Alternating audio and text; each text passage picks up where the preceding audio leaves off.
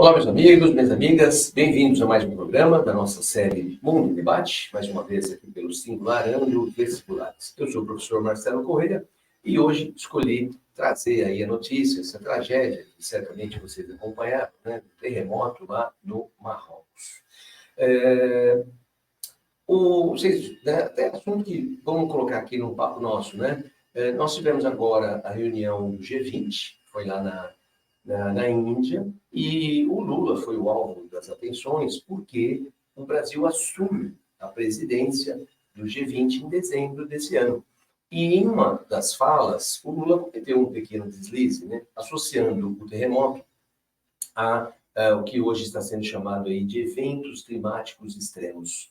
Ele falava da necessidade, né, de uma mudança na nossa matriz energética, queima de combustível, combate ao desmatamento, etc., como meios de frear o aquecimento global, e citou, com toda razão, o ciclone que destruiu aí parte do Rio Grande do Sul e acabou fazendo um link com o terremoto do Marrocos. Não, nada a ver, né? É um deslize, mas quando vem de uma autoridade, acaba ganhando um espaço na mídia. É natural que isso aconteça. Mas vamos lá, vamos falar do terremoto do Marrocos, que inclusive é uma sugestão de uma aluna nossa. Ficamos aí, né, aguardando novas sugestões, mas por acaso uma aluna sugeriu, e na sequência tivemos mais um forte abalo sísmico.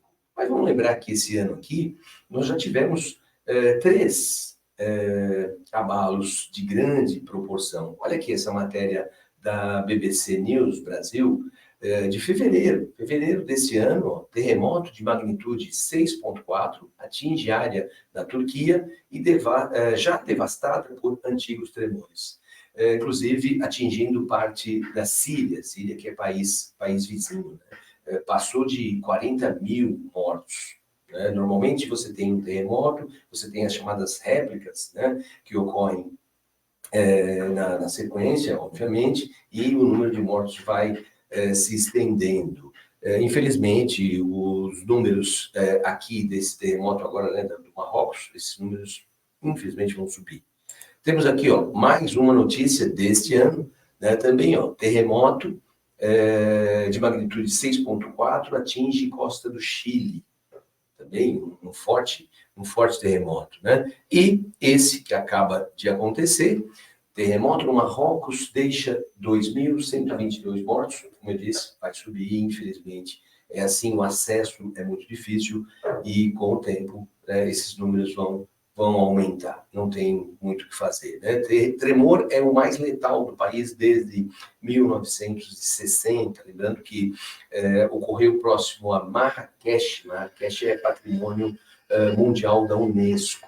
Né? Então estamos falando de construções, obviamente, bem antigas e frágeis, obviamente, né? Pensando aí num abalo nessa proporção. Os números ainda são um pouco desencontrados, né? Mas falam aí em 6,7, ou já há quem diga que o abalo chegou a 7 graus na escala Richter.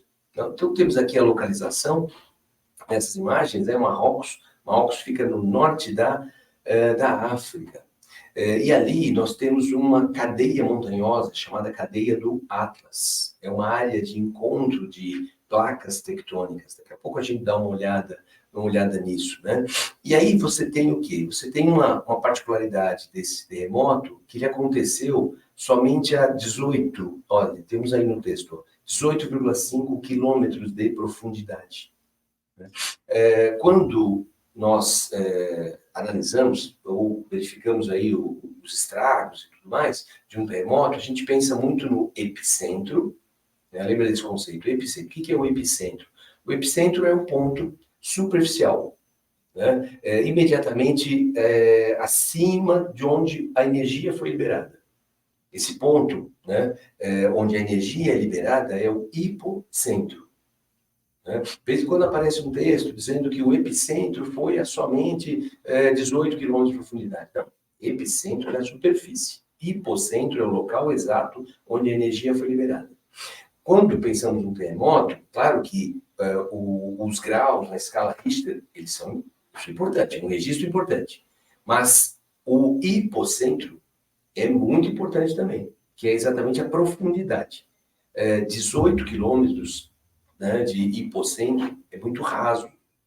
Então, a energia vai chegar à superfície com uma intensidade muito maior.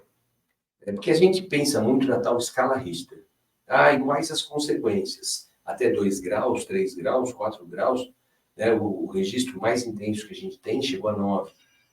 Né? Mas tudo depende do hipocentro, tudo depende da profundidade.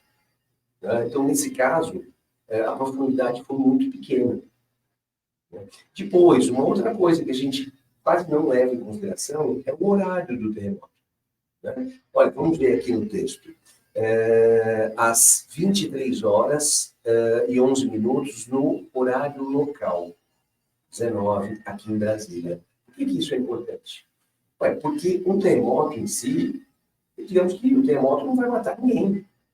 As pessoas morrem sob os escombros. Então, nesse horário, o que a gente pode imaginar? A maioria está dentro de casa. O terremoto da Turquia, com mais de 40 mil mortos, ocorreu pela madrugada. Também é um horário complicado. Por quê? Porque as pessoas estão em casa. As pessoas estão em casa e nós não estamos falando de uma engenharia semelhante, por exemplo, à engenharia japonesa, a engenharia da Califórnia. São lugares, né, que têm, né, inúmeros registros de intensos terremotos. Né? Então, pessoas em casa, moradias precárias, um hipocentro de baixa profundidade, né? E em meio a uma área urbana, as consequências são, né, como presenciamos aí em algumas imagens, são bem, bem desastrosas. Né? Olha aqui, ó. Vamos procurar aqui a África, olhem aí comigo, África e Europa. Norte da África, extremo norte da África, é exatamente aí que fica o Marrocos. Aí que você tem a cadeia do Atlas. O que você tem ali? O contato, bordas de placas tectônicas, placas que se movimentam em sentidos opostos, placas convergentes. Olha nesse mesmo mapa. Podemos chamar de mapa? Não, não podemos. Agora que eu vi, não tem escala. Vamos olhar para essa ilustração. Né? Então veio o Brasil. O Brasil como parte de uma imensa placa tectônica chamada placa sul-americana. Não que no Brasil não possa ocorrer um terremoto, né? Sim, né? Mas nada numa proporção como esse que atingiu, vamos lá, a Turquia, o Chile, o mês passado, e agora o Marrocos. Por quê? Porque o Brasil está no centro. O Brasil é o centro de uma grande placa tectônica. E esses movimentos mais intensos ocorrem na área de contato das placas. Agora, o que pode acontecer é que ao longo de uma placa tectônica existam falhas geológicas. Vamos imaginar que uma placa tectônica é como uma madeira imensa. Né? Vamos caminhar sobre essa madeira, vamos ouvir alguns estalos. São algumas pequenas trincas que resultam em pequenos movimentos, né? Mas nada de grande proporção. Né? Então, falhas geológicas existem por todo o Brasil. E essas falhas estão sujeitas a pequenas acomodações. Né? Mas nunca um terremoto numa proporção como essa.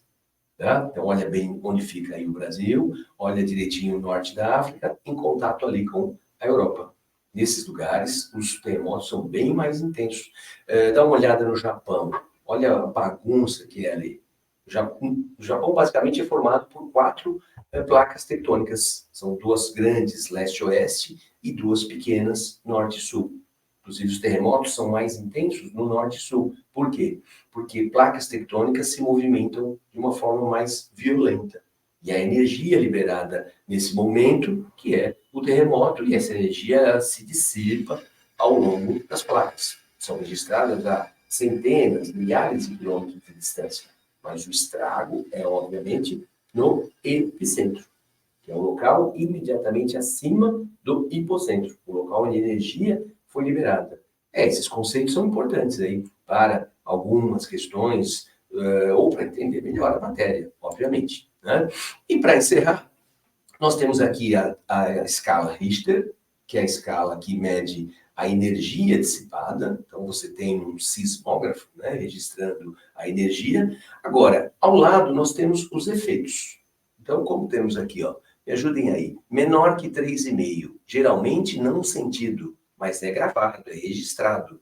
De 2,5 a 5,4, às vezes sentido, mas raramente causa danos, e assim por diante. É uma maneira, assim, muito superficial, né, de analisar a magnitude, analisar as consequências de um terremoto. De novo, ele está dizendo, geralmente não sentido, é isso? A 3,5. Mas depende. Qual o hipocentro? Qual a profundidade? Se for um hipocentro mais raso, provavelmente todos vão sentir. Se for muito profundo, provavelmente ninguém vai sentir. Qual que é a distância do epicentro para um centro urbano? É importante. Digamos que o hipocentro foi raso. Né? Eu já imagino grandes consequências. Não, mas o epicentro fica muito longe. O epicentro fica no meio de um deserto. Não tem nenhuma infraestrutura urbana que possa ser abalada. Né? Então, as consequências não serão nada grave. Né? E depois, qual a qualidade da engenharia, né, desses imóveis atingidos pelo tremor? Também isso vai interferir drasticamente nos resultados. Né? E depois, o horário. Né? Tá vendo? Sutileza. O horário já vai interferir e bastante no número de mortes. Tá? E depois, vamos pensar mais uma variável. As pessoas estão preparadas? Eu nunca presenciei e não tenho curiosidade alguma. Né? Mas as pessoas que vivem nessas áreas deveriam ter o devido treinamento. Do mesmo jeito que a gente tem treinamento, por exemplo, de incêndio, nesses lugares as pessoas também, elas precisam estar preparadas para reagir no momento de um terremoto, que dizem que é algo assim assustador, né? O chão começa a tremer e raramente passa de 1 minuto. É aquele minuto que parece uma eternidade, coisa de cinema. Até um colega que presenciou no Chile, inclusive, conta isso. Fala, olha, dá a impressão que o chão vai abrir. Eu sei que isso não existe, mas é a impressão, é o sentimento.